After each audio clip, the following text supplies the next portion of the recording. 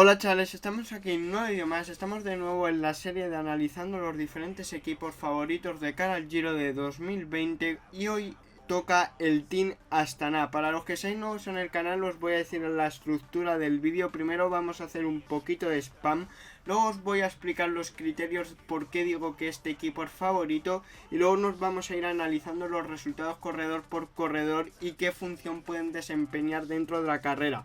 Pues bueno, vamos a ir en el spam, que bueno, quiero decir que si os gusta este tipo de contenido, que os suscribáis si no lo estáis, que le deis like, que comentéis vuestras opiniones y que lo compartáis con vuestros amigos. También decir que de esta serie ya se ha subido el vídeo de 13 Gafredo y del Sunweb, y también decir que me faltan todavía el vídeo de Mitchelton Scott, Jumbo Visma e Ineos Grenadiers, que llegarán a las horas de este vídeo. Una vez esto, vamos a ir con los criterios de valoración. Por bien, los criterios van a ser los puestos que han hecho post pandemia. ¿Por qué? ¿Por qué los voy a hacer post pandemia? Por ejemplo, os voy a poner el ejemplo de Fuglsang. Fuglsang, hay que recordar que antes de la pandemia pues estuvo corriendo la Vuelta a Andalucía y de hecho la ganó. Pero ¿por qué no me parece justo poneros esos resultados? Por más que nada porque ha habido este parón post pandemia, así que solo os indicaré los resultados que ha pasado post pandemia. Una vez dicho esto, lo vais a ver enseguida, porque vamos, básicamente que los resultados que os voy a indicar son después de los meses que hemos estado confinados. Pues a partir de ahí son los resultados que vamos a marcar. Pues bueno, vamos a empezar con Fabio Fellini, corredor italiano, que bueno, espérate, antes de empezar voy a nombrar los 8 corredores y vamos a ver las nacionalidades. Por así decirlo, la convocatoria de la Astana de cara al Giro de Italia 2020 son Fabio Fellini, Manone Boaro, Gregar Contreras, Óscar Rodríguez, Superman López, Blasov y Jakob Fuglsang. Son dos corredores italianos que son Fabio Fellini y Boaro, dos corredores daneses que son Gregar y Fuglsang, dos corredores colombianos, Contreras y Superman López, un corredor español que es Óscar Rodríguez y un ruso que es Blasov. Hay que decir que este equipo es con el equipo que voy a hacer la simulación en el Pro Cycling Manager 2020, que empezará mañana con los resúmenes. Así que bueno, una vez dicho esto, vamos a empezar ya. Vamos a empezar por Fabio Fellini, que bueno, básicamente ha ganado el Memorial Marco Pantani y luego en la semana Coppi Bartali en el segundo sector del día. Ya veis que quedó séptimo, pero hay que tener en cuenta que fue una contrarreloj por equipos. Luego en la tercera etapa de esa misma carrera ya veis que quedó sexto. Luego nos vamos a ir con Manuel Boaro, que ya veis que en el Campeonato Nacional de Ruta de Italia quedó cuarto. Bueno, del Nacional de Ruta no, perdón, en el Nacional de Contrarreloj.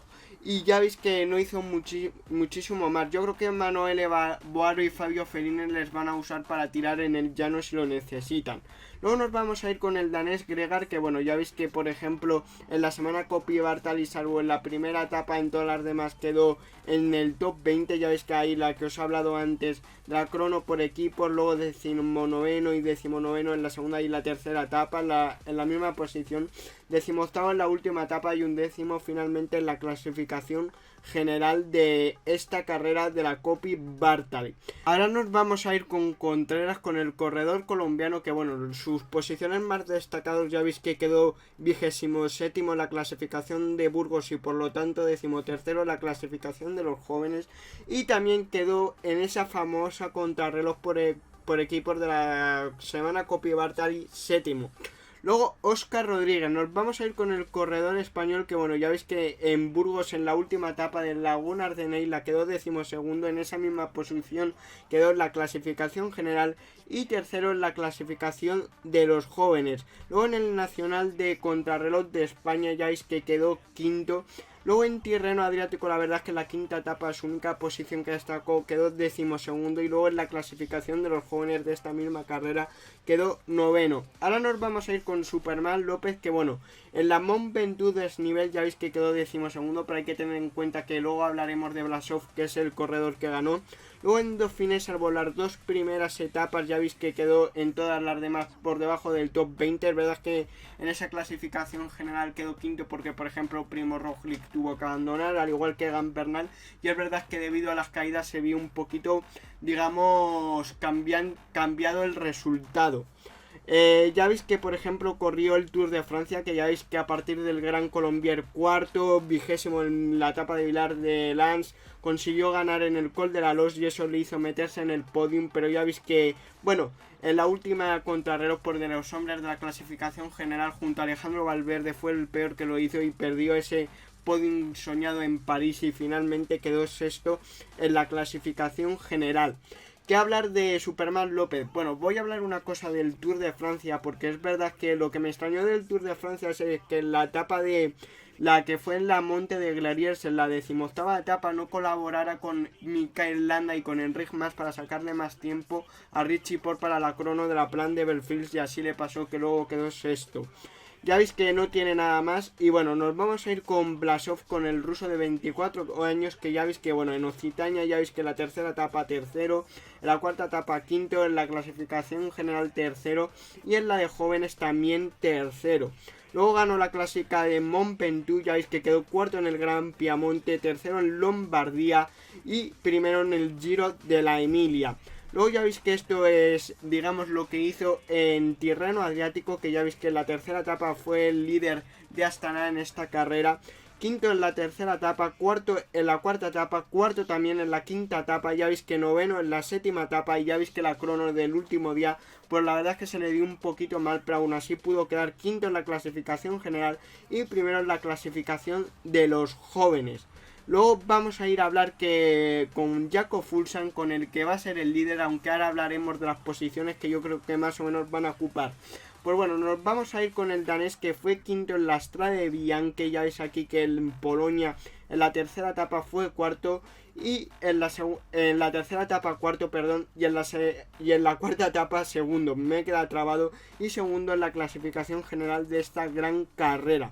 Luego ya veis que en Lombardía ganó en Monumento, sexto en el Giro de la Emilia, que anteriormente había ganado Blasov, su compañero, y luego ya veis que su resultado más destacado en Tirreno Adriático fue noveno, aunque eso le hizo bastar, le fue suficiente, mejor dicho, para quedar decimocuarto en la clasificación general.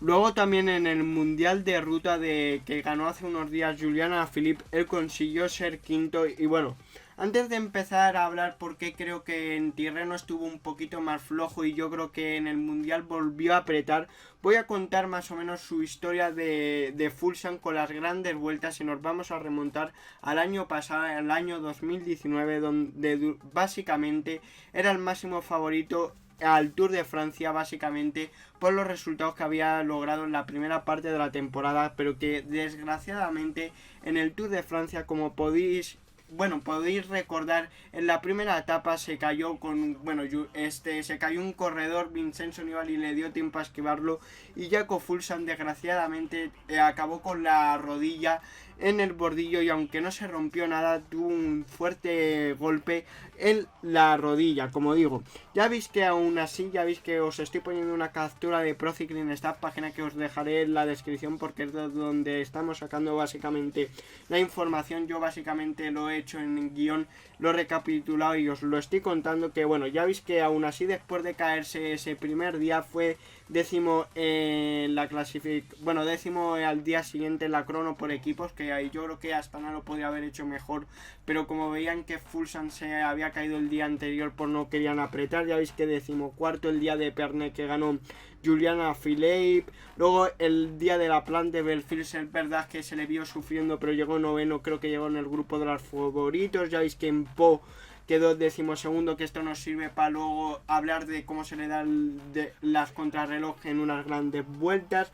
Ya veis que en el Col de Tourmalet quedó décimo, en la etapa que ganó luego en Foix Simon Yates, él quedó decimocuarto, y definitivamente en Nimes tuvo que abandonar porque se cayó. Es verdad que en ninguna de las caídas se rompió nada, creo, si no recuerdo mal, pero ya estoy verse que estaba fuera del podium del Tour de Francia, pues decidió abandonar. Hay que decir una cosa, que ya veis que pese a que se cayó el primer día, cuando abandonó ya veis que iba noveno. Luego también participó en la Gran Vuelta a España, que ya veis que ganó la crono por equipos y luego consiguió ganar en el Alto de la Cubilla, y pudo ayudar a Superman López intentando que escalara posiciones el corredor colombiano, pero finalmente el corredor colombiano quedó quinto y aún así, aún ayudándole Jaco Fuglsang ganando 2 etapas, la crono por equipos y el día de Cubilla, que consiguió quedar 13º en la clasificación general. Una vez dicho esto, os voy a explicar mi teoría de por qué en Tirreno Adriático aflojó, por qué lo hizo un poco peor y por qué pusieron a Blasov como líder. Yo creo que le hicieron parar porque yo creo que bajó un nivel, bajó una marcha a su nivel de preparación y por eso en Tirreno se le dio peor y por eso digamos que hacía los esfuerzos justos, pero que como no era el líder, como se lo habían pasado a Blasov, pues él hacía el esfuerzo para colocar a Blasov, pero el ruso es el que se tenía que pegar por una posición, digamos, digna en el final de la carrera. Luego en el Mundial de Ruta volvió a apretar y quedó quinto para llegar en forma al Giro de Italia. Hay que recordar que en el Giro de Italia, sobre todo la última parte es brutal, con etapas más de 200 kilómetros de alta montaña y luego la última crono el último día. Y como hemos dicho antes, ya veis que las cronos no se le daban nada mal. Ya hemos visto, por ejemplo, en Po, si no recuerdo mal, en la etapa que ganó Julian Alaphilippe, él quedó 12º. Bueno, la crono por equipos no cuenta porque este año son 3 cronos y todas son individuales en el Giro de Italia 2020. Ya veis que también, por ejemplo, en la crono de la Vuelta a España, sin que en la 10ª etapa, sin que él se jugara nada, quedó en la posición 40, así que lo puede hacer bastante bien. Y yo creo que es un corredor que puede llegar bastante bien. Es verdad es que no tiene los grandes resultados del año pasado, pese que ha venido de ganar, por ejemplo, Lombardía, un monumento. Pero yo creo que es un corredor que lo puede hacer bastante bien, se le dan bien las cronos, se le dan bien los puertos que hay en el Giro de Italia, así que lo puede hacer bastante bien. Y yo creo que va a luchar por el podium claramente.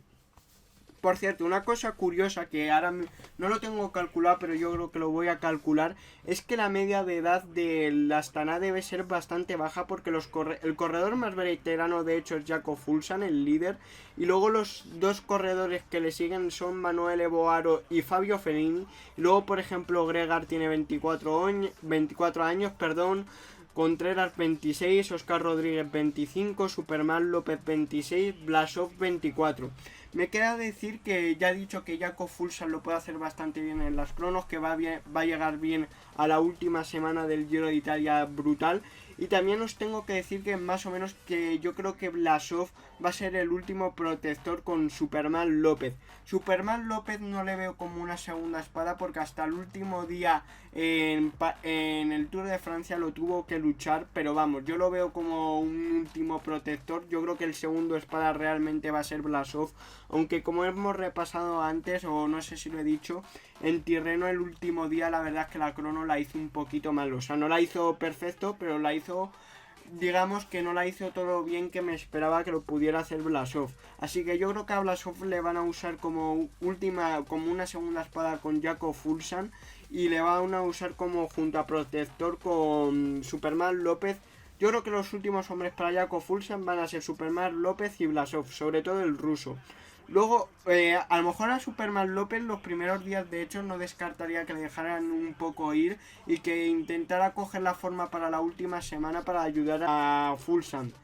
Luego, por ejemplo, Oscar Rodríguez yo creo que va a ser un corredor que pueda ayudar, al igual que Contreras, y yo creo que sí que Gregar, Boaro y Fabio Fognini sí que van a tirar más en el llano. Así que bueno, como digo, luego los espero en los siguientes vídeos de Mitchelton, Ineos y Jumbo. Así que bueno, espero que os haya gustado este vídeo, dale a like, suscribiros y nos vemos en el siguiente vídeo directo. Adiós.